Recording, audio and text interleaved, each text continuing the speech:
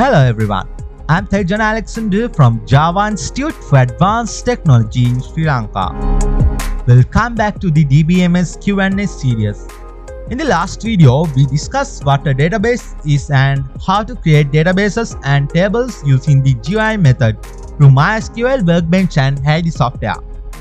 I hope you now have a good understanding of that. So today, let's dive into our second set of questions in this video series. The question for today as follows.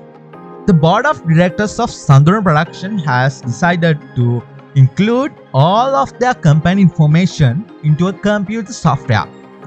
The software was commissioned by Tilna Gayatra Soft. As the senior software engineer of the software development company, your team has been assigned to create the database. So let's create the necessary database to store information in this software. In this question said, we need to create the Sandhurna Production DB database and within it, create employee and product tables as mentioned in the question. Additionally, there's another question asking about the steps you can take to prevent data repetition in the product table. Okay guys, let's start by answering these questions. As we covered in the previous video, we already know how to create database. So I won't go into the details again.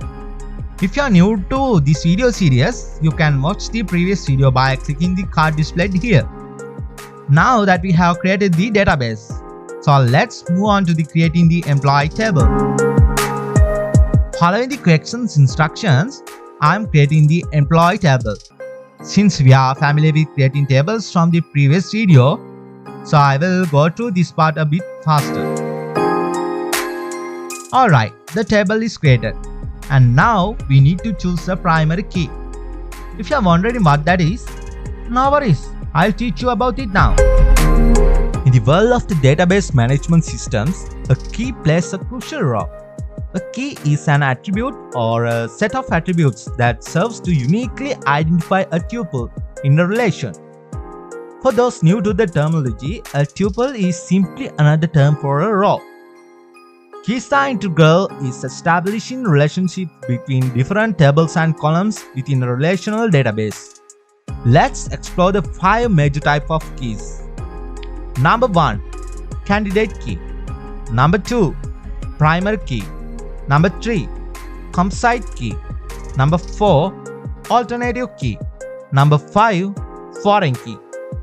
Each of these keys has its own significance and purpose is shaping the structure and relationships within a relational database. Individual values within a key are referred to as key values. Now, let's delve into each key type and understand its role in the database schema. Number 1. Candidate key. Candidate key uniquely identifies a tuple and is chosen from multiple options, with one ultimately becoming the primary key. Number 2. Primary key. Primary key is uniquely identifies each tuple and serves as the main identifier for the table. Number 3. Composite key. This key consists of multiple attributes for combined uniqueness, ensuring the identification of a tuple. Number 4. Alternative key. Alternative key not selected as the primary key, and another candidate key is chosen for this role. Number 5. Foreign key. Foreign key links to the primary key in another table and maintains referential integrity between tables. Understanding these key types is fundamental to designing effective and efficient relational databases. Each key type serves a specific purpose in ensuring data accuracy, consistency, and relationships within the database. So now you have an idea about keys. Let's choose a primary key for the employee table. In this case, we can choose either employee register number or contact number as the primary key, as both have unique values.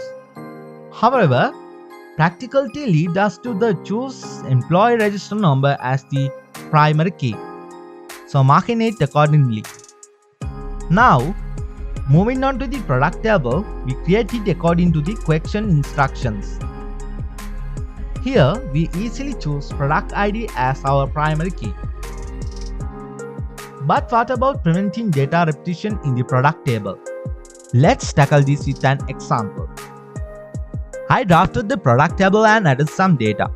You will notice multiple products from one brand causing repetition in the brand column. This isn't optimal as it can slow down our application or database usage. The solution is to create another table for the brand and establish a relationship between the brand table and the product table. This approach, known as relational database systems, helps avoid duplicating data, reduces database weight, and enhances overall performance. Okay, continuing with our example, where Mars and Nestle are the main brands.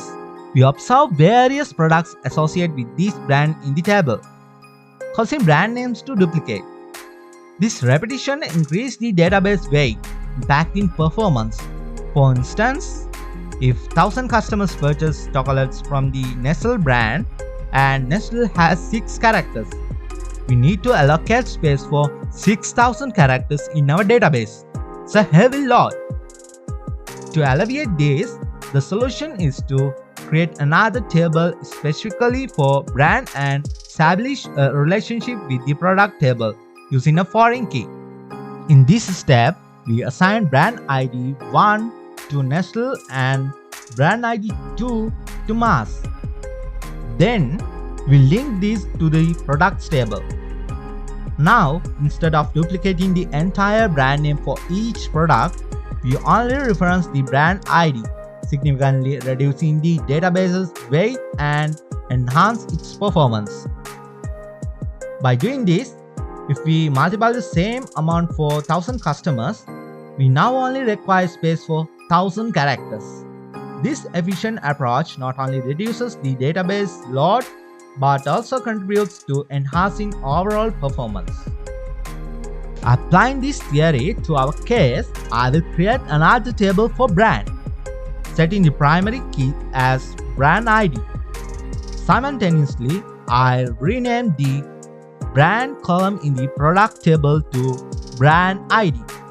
With these adjustments, we have successfully addressed the issue of duplicating data in the Sandhurna products database. So guys, I hope you grasped today's lesson. Normalizing your database is a good practice, essential for enhancing the performance of your applications or any systems utilizing a database. In our next video, let's delve into the next step for database management. Thank you for tuning in, and if you found this video informative, your comments and likes are greatly appreciated. Don't forget to subscribe and hit the bell icon for notifications on upcoming videos. See you in the next one.